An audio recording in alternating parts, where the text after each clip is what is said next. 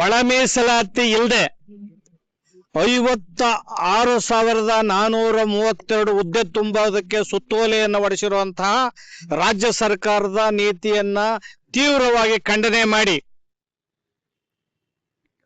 ಹರಿಹರದಿಂದ professor B ಕೃಷ್ಣಪ್ಪರವರ ಸ್ಮಾರಕದಿಂದ ಬೆಂಗಳೂರಿನವರೆಗೆ ಕಾಲ್ನಡಿಗೆ ಜಾಥವನ್ನ ಕೈಗೊಂಡಂತಹ ಹಿರಿಯೂರು ಆದಿಜಾಂಬುವ ಮೂಲಮಠದ ಷಡಕ್ಷರಿ ಮುನಿ ಸ್ವಾಮೀಜಿಯವರನ್ನ ಇವತ್ತು ನೆಲಮಂಗಲದ ಅರಿಶಿನಗುಂಟೆ ಹತ್ತಿರ ನೂರಾರು ಜನ ಪೊಲೀಸ್ನವರು ಸರ್ಪಗಾವಲಿನ ಪೊಲೀಸನವರು ಅಡ್ಡಗಟ್ಟಿ ಬೇಟೆ ರೀತಿಯಲ್ಲಿ ಸ್ವಾಮೀಜಿಯವರನ್ನ ಹಿಡಿದು ಎಳೆದಾಡಿ ಬಂಧನ ಮಾಡಿ ಬಂಧಿಸಿ ಎಳ್ಕೊಂಡು ಹೋಗಿದ್ದಾರೆ. ಮತ್ತೆ ನಮ್ಮನ್ನು ಕೂಡ ಎಳ್ಕೊಂಡು ಹೋಗಿದ್ದಾರೆ. ಈ ರೀತಿಯ ಪೊಲೀಸರ ಕ್ರೌರ್ಯ ಮತ್ತು ಸರ್ಕಾರದ ದೌರ್ಜನ್ಯ ದಾಳಿಯ ನೀತಿಯನ್ನ ಕರ್ನಾಟಕ ದಲಿತ ಸಂಘರ್ಷ ಸಮಿತಿ ಮತ್ತು ರಿಪಬ್ಲಿಕನ್ ಪಾರ್ಟಿ ಆಫ್ ಇಂಡಿಯಾ ತೀವ್ರವಾಗಿ ಖಂಡನೆ ಮಾಡ್ತಾ ಇದೆ. ಒಬ್ಬ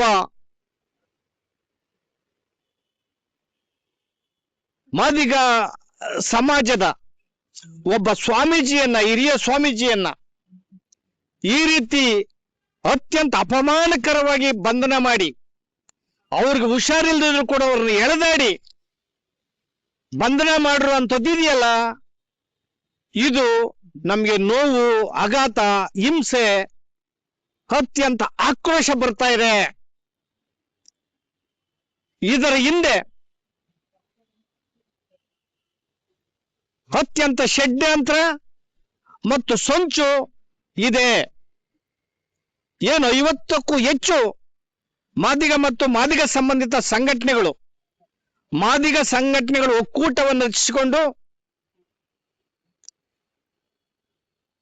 ನಿನ್ನೆ 31 ಜಿಲ್ಲೆಯಲ್ಲೂ ಕೂಡ ನಾವು ಪ್ರತಿಭಟನೆಯನ್ನ ಮಾಡಿದ್ದೇವೆ.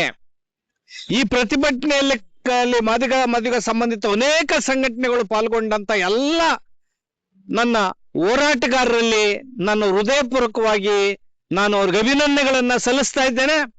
ಅತ್ಯಂತ ಮುಖ್ಯವಾಗಿ ಸ್ವಾಮೀಜಿಯನ್ನ ಬಂಧಿಸಿರುವಂತ ಹಿಂದಿನ ಸಂಚು ಈಗ ಬಯಲಾಗಿದೆ. ನಾನು ಈಗಾಗಲೇ 10-15 ದಿನಗಳಿಂದ ನಿರಂತರವಾಗಿ ನಾನು ಪತ್ರಿಕೆಗಳಲ್ಲಿ ಹೇಳಿದ್ದೇನೆ, ಪ್ರೆಸ್ ಕಾನ್ಫರೆನ್ಸ್ ಮಾಡಿದ್ದೇವೆ ಎಲ್ಲ ಸ್ನೇಹಿತರು ಸಹೋದರರು.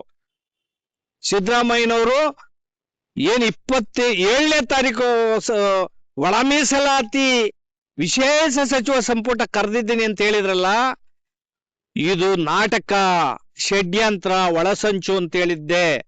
ಅದೇ ರೀತಿಯಲ್ಲಿ ಇವತ್ತು ಮುಂದೂಡಿದ್ದಾರೆ. ನಾಳೆ ನಡೀಬೇಕಾದಂತ ಸಂಪುಟವನ್ನ ನಾಟಕೀಯ ರೀತಿಯಲ್ಲಿ ಸಿದ್ದರಾಮಯ್ಯನವರು ಮುಂದೂಡಿದ್ದಾರೆ. ಅವರ ಸರ್ಕಾರಕ್ಕೂ ಅವ್ರಿಗೂ ಧಿಕ್ಕಾರ ಇರಲಿ.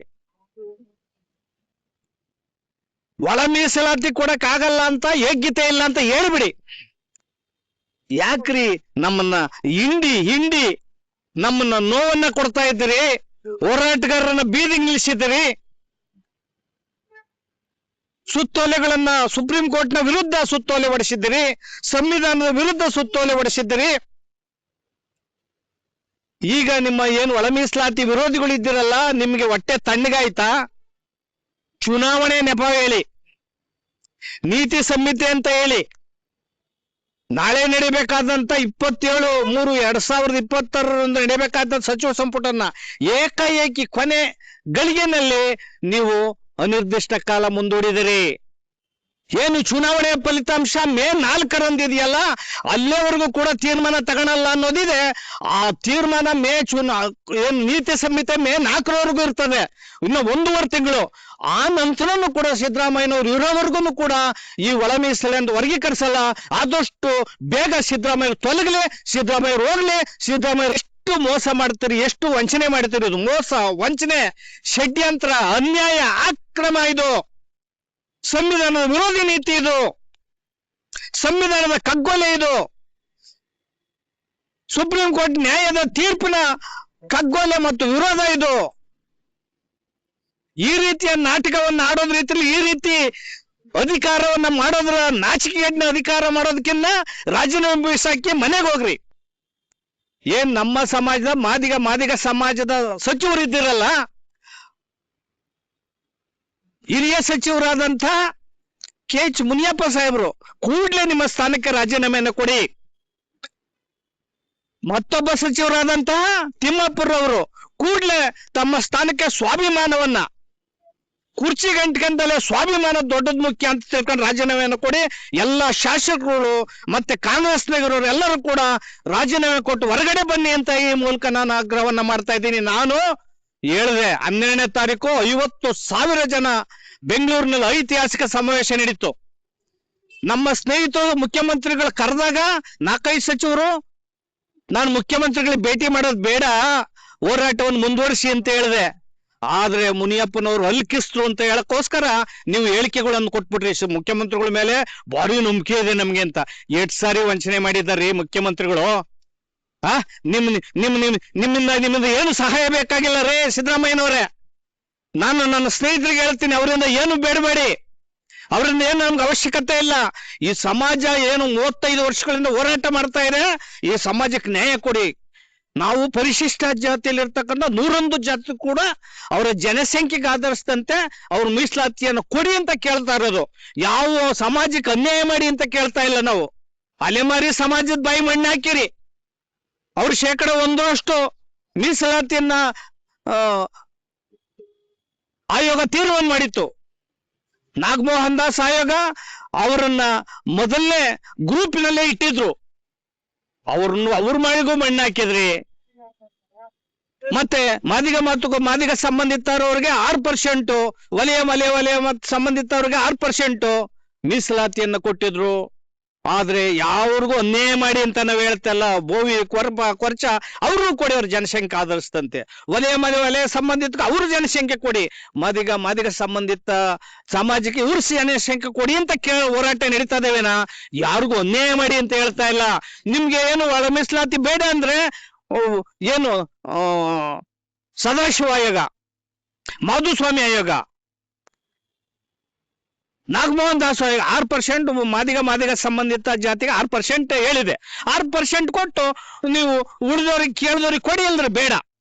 ಇದ್ರ ಹೋರಾಟವನ್ನ ಮಾಡ್ತಾ ಇದ್ರೆ ಇದು ನಾವು ಮಾಡೋಂಥ ಹೋರಾಟ ಸಂವಿಧಾನಬದ್ಧವಾದಂತ ಹೋರಾಟ, ನ್ಯಾಯಯುತವಾದಂತ ಹೋರಾಟ. ಇಂಥ ಹೋರಾಟಕ್ಕೆ ನೀವು ಅವಮಾನ ಮಾಡ್ತಾ ಇದ್ದೀರಿ, ಅಪಮಾನ ಮಾಡ್ತಾ ಇದ್ದೀರಿ. ನಾನು ಎಲ್ಲ ಹೋರಾಟಗಾರರಿಗೆ ಕೈ ಮುಗಿದು ಮನವಿ ಮಾಡ್ತೀನಿ, ಯಾರು ಹೋರಾಟ ನಿಲ್ಲಿಸಬೇಡಿ.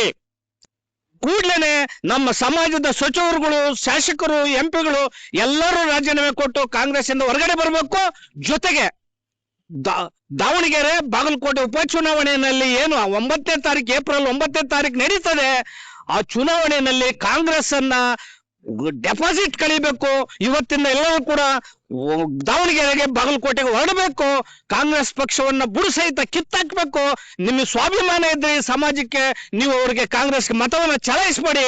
ನಿಮಗೆ ಸ್ವಾಭಿಮಾನ ಇದ್ರೆ ಅಧಿಕಾರದಲ್ಲಿ ಕ್ಷಣನೂ ಕೂಡ ಮುಂದುವರಿಬೇಡಿ. ನಮ್ಮ ಸಚಿವರು ಕುರ್ಚಿಗೆ ಅಂಟಿಕೆ ಮಾಡಿ ಅಂತ ಹೇಳೋದ್ರ ಮೂಲಕ ಹೋರಾಟಕ್ಕೆ ಸಿದ್ಧರಾಗಿರಿ, ಭದ್ರಾಗಿರಿ. ನಾವು ಕೂಡ ಎಂತಹ ತ್ಯಾಗ ಬಲಿದಾನಕ್ಕೂ ಸಿದ್ಧರಾಗಿದ್ದೇವೆ. ಈ ಸಮಾಜಕ್ಕೆ ನ್ಯಾಯ ಕೊಡಿಸ್ತೇವೆ. ಈ ಒಳ ಮೀಸಲನ್ನು ತಾಂತೇವೆ ಅನ್ನೋ ಮಾತನ್ನ ಚಾಲೆಂಜ್ ಆಗಿ ಸಿದ್ದರಾಮಯ್ಯನವ್ರಿಗೆ, ಅವ್ರ ಸರ್ಕಾರಕ್ಕೆ ಹೇಳ್ತೀವಿ. ನಾಚಿಕೆಬೇಕು ನಿಮ್ಮ ಸರ್ಕಾರಕ್ಕೆ. ಅನ್ಯಾಯಕಾರ ಸಮಾಜ, ಮೋಸಗಾರ ಸಮಾಜ, ಸಿದ್ದರಾಮಯ್ಯ ಮೋಸಗಾರರು, ವಂಚಕರು, ದರೋಡೆಕೋರರು, ನೀಚರು.